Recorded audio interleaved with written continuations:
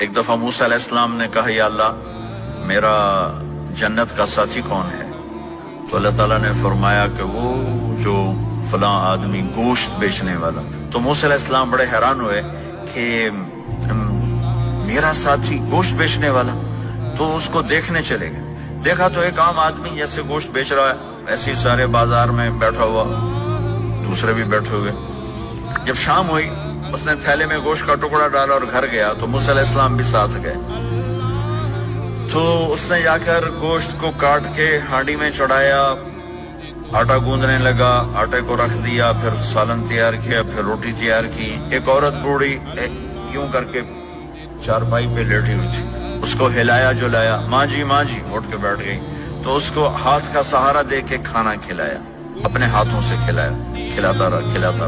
جب اس نے کہا بس تو اس نے اس کا منہ صاف کیا، کلی کرائی۔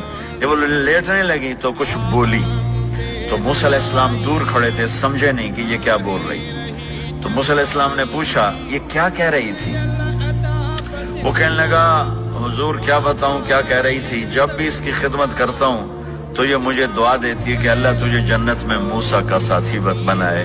تو میں تو غریب کسائی ہوں، موسیٰ تو بہت بڑا نبی ہے۔ تو موسیٰ علیہ السلام نے فرمایا تیری ماں نے تیرا کام کر دیا ہے۔